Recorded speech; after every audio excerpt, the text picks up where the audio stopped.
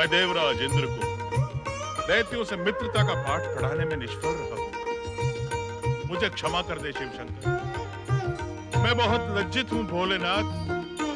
देवगुरु, दैत्य गुरु भी इस समय आप ही के समान प्रयास विफल होकर यहाँ उपस्थित हुए हैं। भोलेनाथ, इस प्रयास को तो असफल होना ही था। अर्थात? स्वामी, सृष्टि रचना के समय ब्रह्मा जी ने आप ही के आदेश पर दानव, मानव एवं देवताओं की रचना अलग अलग तत्वों से की थी। ये बात आपको भली भांति विदित है। इसके उपरांत भी आपने देव दानवों में मित्रता का प्रयास किया। ये बात हमारी समझ से परे है। देवी, जो होना था उसे होने देना ही हमारा उद्देश्य था। किंतु इसका लाभ क्या होगा स्वामी?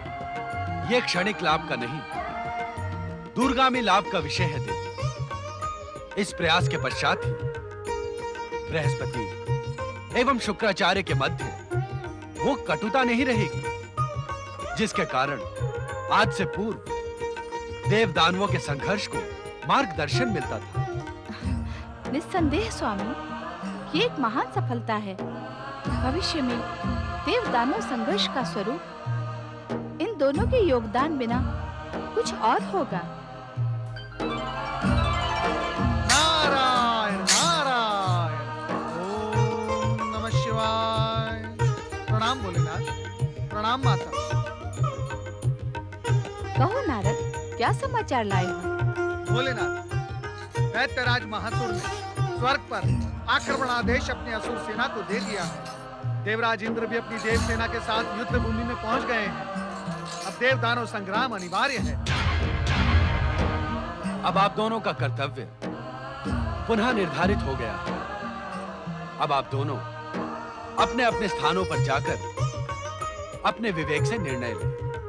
दैत्य गुरु शुक्राचार्य, हमारी मित्रता अभी एक शिशु के समान है, किंतु मैं आपको विश्वास दिलाता हूं कि मेरी ओर से आपके प्रति कोई शत्रुवत कार्य का व्यवहार नहीं। देवगुरु बृहस्पति, मैं भी आपको यही आश्वासन देता हूं। ओम नमः शिवाय। वीर शिरोमणि दैत्यराज महासुर की जय। स्वर्गाधिपति देवराज इंद्र की जय। वीर शिरोमणि दैत्यराज महासुर की जय। स्वर्गाधिपति देवराज इंद्र की जय।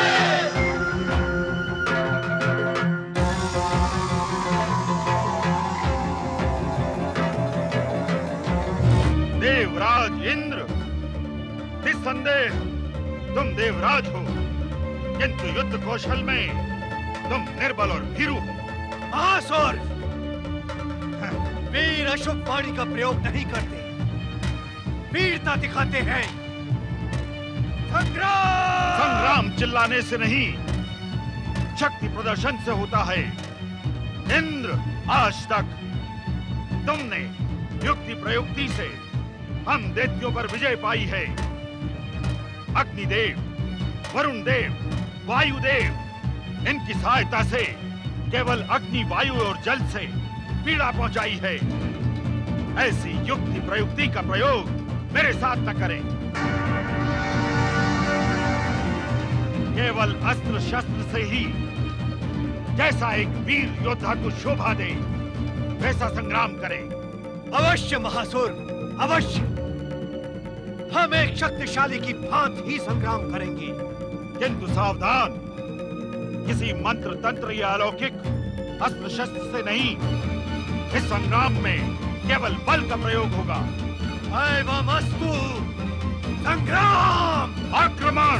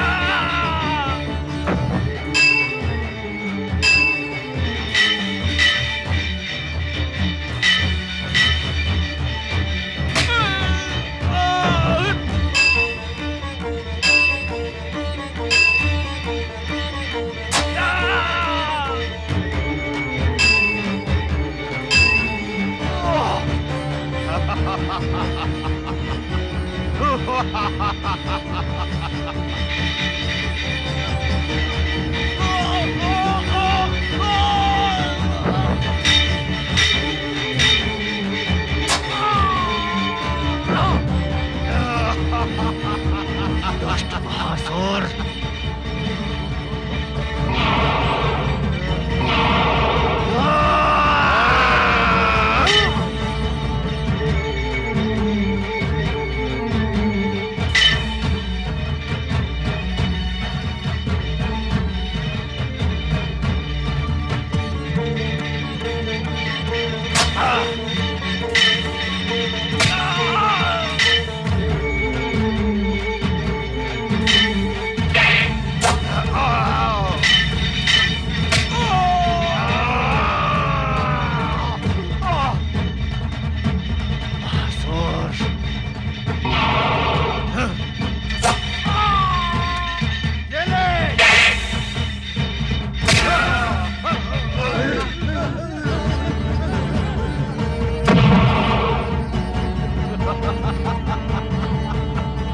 अजय महासुर, देख लिया इंद्र से टकराने का परिणाम।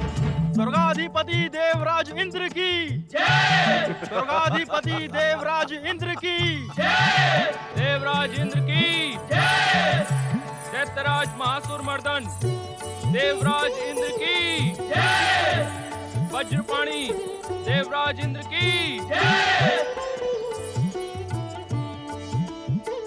हमारे असंख्य सैनिक असुरों के प्रहार से वीर गति को प्राप्त हुए हैं। ये हमारे लिए चिंता का विषय है देवराज। चिंता का विषय? वरुण देव, ये हमारे लिए चिंता का विषय कैसे हो गया? असुरों की संपूर्ण सेना समाप्त हो चुकी है। अब असुर कभी भी स्वर्ग पर आक्रमण करने का दुस्साहस नहीं करेंगे। देवराज, देवगुरु, प्रत्येक युद्ध की समाप्ति पर आप यही कहते हैं, किंतु ना तो कभी ये युद्ध समाप्त हुए और ना ही दैत्यों की स्वर्ग विजय की महत्वाकांक्षा। देवराज, प्रत्येक युद्ध एक नए प्रतिशोध को जन्म देता है। हाँ पिताश्री, प्रतिशोध की अग्नि कभी शांत होने का नाम नहीं लेती। देवराज, नृशंस हत्याओं के इस व्यापार को समाप्त कर दैत्यों से मित्रता का संकल्प करें। असंभव देवगुरु, असंभव। देवगुरु, इस समय हम युद्ध की वजह से उत्साहित एवं आनंदित हैं। कृपया कर हमारे आनंद और हमारे उत्साह में विघ्न ना डालें।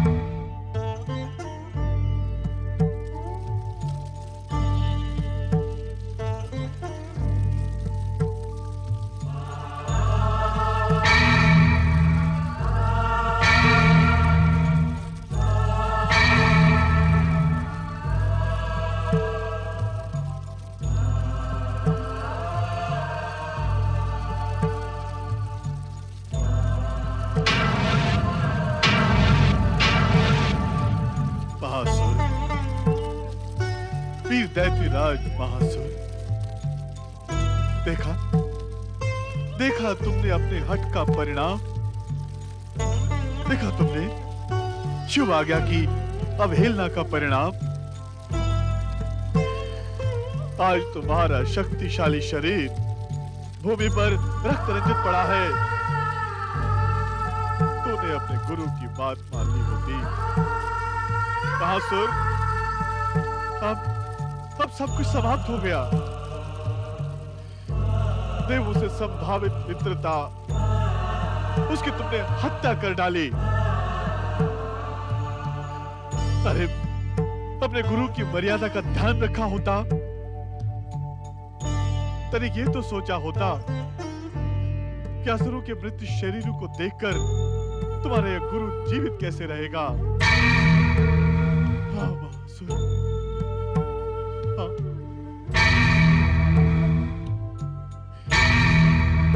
दैत्य जाति का ऐसा विनाश, दैत्य शक्ति की ऐसी पराजय,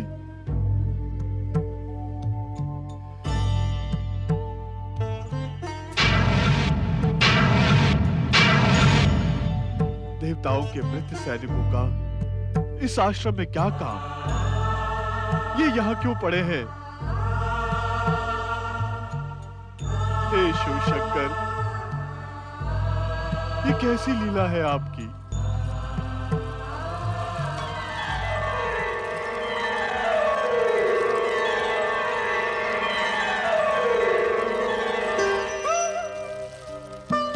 व्यर्थ विलाप में समय मत गवाओ शुक्राचार्य। ऐसे क्या देख रहे हो शुक्राचार्य? मैं तुम्हारा कर्म हूं। दूर हो जाओ मेरी दृष्टि से। मैं दूर हो गया तो तुम कर्म विहीन नहीं हो जाओगे? तुम मेरे कर्म नहीं, मेरी महत्वाकांक्षा हो। मुझे पहचानो शुक्राचार्य, मैं तुम्हारा कर्म ही हूं और इस समय तुम्हें तुम्हारा कर्म स्मरण करवाने ही आया हूं। नहीं नहीं, मुझे ऐसे किसी कर्म का स्मरण नहीं करना जिससे मेरी शिव भक्ति पर आंच आए, शिव आज्ञा का उल्लंघन हो। मूर्ख शुक्राचार्य, दैत्य जाति के विनाश ने तुम्हारी बुद्धि भ्रष्ट कर दी। तनिक सोच शुक्राचार्य कि शिव आज्ञा क्या कहती है। मैं कुछ नहीं सोच सकता, कुछ नहीं सोच सकता मैं। तू मुझे बता दे कि शिव आज्ञा क्या कहती है। तनिक सोच शुक्राचार्य कि मृत शरीर को जीवित कर देने वाली मृत संजीवनी विद्या जो तुम्हारी महत्वाकांक्षा से रुष्ट होकर भोलेनाथ ने तुमसे छीन ली थी, पुनः प्रदान क्यों की? तुम्हें अपनी तर्क शक्ति पर बड़ा गर्व था ना शुक्राचार्य? अब कहां गए तुम्हारे तर्क? व्यर्थ समय मत गवाओ शुक्राचार्य। मृत संजीवनी विद्या के प्रयोग से दैत्य जाति को पुनर्जीवित कर दो। इस समय यही तुम्हारा कर्म है, पुनर्जीवित कर दो। नहीं नहीं, ये भगवान भोलेनाथ के आदेश का उल्लंघन होगा। कदापि नहीं शुक्राचार्य। यदि ऐसा होता तो ऐसे अवसर से पूर्व भगवान शिव तुम्हें वो शक्ति प्रदान ही क्यों करते? सब सोच विचार त्याग दे शुक्राचार्य। दैत्य जाति को पुनर्जीवित कर, यही शिव आज्ञा भी है और यही तेरा कर्म भी। पुनर्जीवित करके असुर युद्ध उन्मादी हो जाएंगे, जिसकी शिव शंकर अनुमति नहीं देते। तो जिस दृष्टि से शिव के आशीर्वाद को देख रहा है, कहीं वो शिव के क्रोध का कारण न बन जाए। अरे मूर्ख, तू कर्म विहीन हो रहा है। इतना भी नहीं जानता कि शिव कर्म करने वालों को ही प्रेम करते हैं। कर्म नहीं, शिव सत्कर्म करने वालों को प्रेम करते हैं। तो क्या दैत्य जाति को पुनर्जीवित करना दैत्य गुरु शुक्राचार्य का सत्कर्म नहीं है? शक्ति होने के उपरांत भी यदि दैत्य जाति को तुमने पुनर्जीवित नहीं किया तो भविष्य तुम्हें धुतकारेगा नहीं शुक्राचार्य?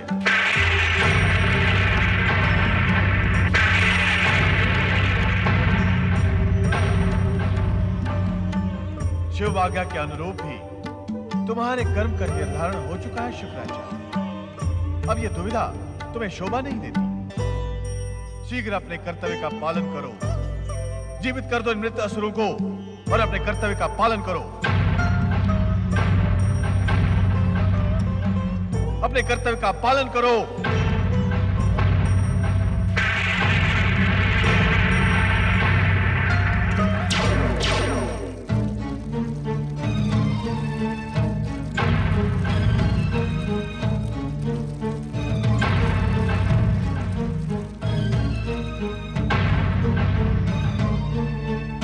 जय जय मृत्युंजय महादेव।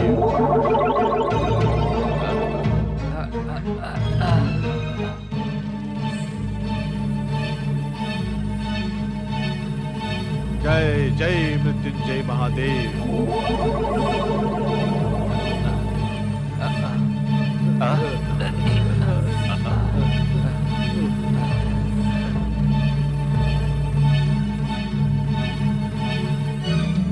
जय जय मृत्युंजय महादेव।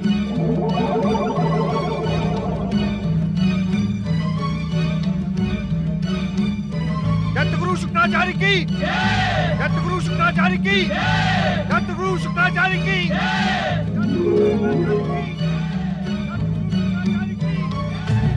दत्तराज महासुर की।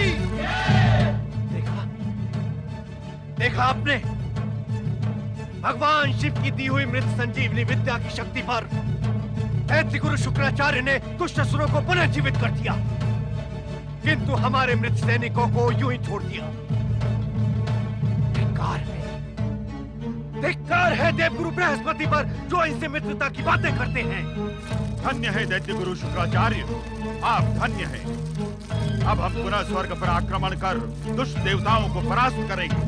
नहीं नहीं महासुर, ऐसा दुस्साहस न करना, ये शिव आज्ञा का उल्लंघन होगा। तो क्या हम उनसे प्रतिशोध न लें जिन्होंने दैत्य शक्ति को समाप्त करने के हर संभव प्रयास किए?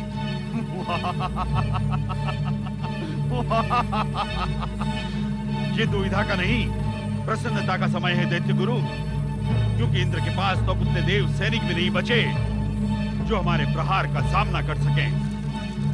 अब स्वर्ग दैत्यों का है, दैत्य गुरु शुक्राचार्य का है। स्वर्ग हमारा है, हमारा है स्वर्ग। दत्त गुरु शुक्राचार्य की, दत्त गुरु शुक्राचार्य की, दत्तराज महासुर की। दैत्यराज महासुर, मैंने तुम्हें निराश करने के लिए जीवित नहीं किया है, किंतु थोड़े समय के लिए प्रतीक्षा करो। प्रतीक्षा? हाँ दैत्यराज महासुर, इस समय का सदुपयोग तुम अपनी शक्ति के विकास में करो। अपनी शक्ति इतनी बढ़ाओ कि भविष्य में तुम्हें देवताओं से पराजित न होना पड़े।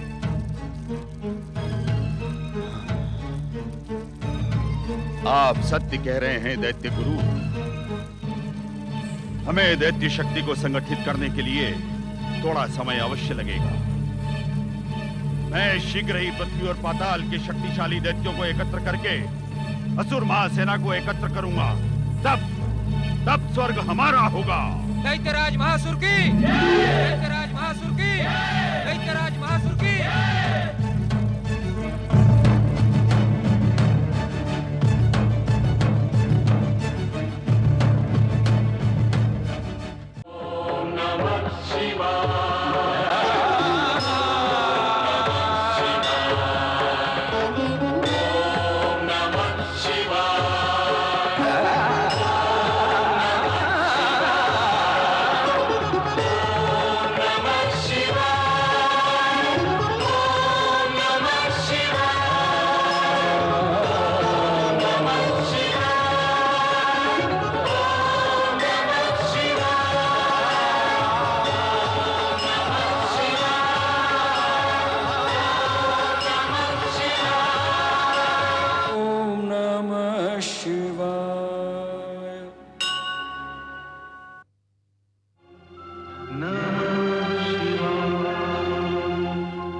नमः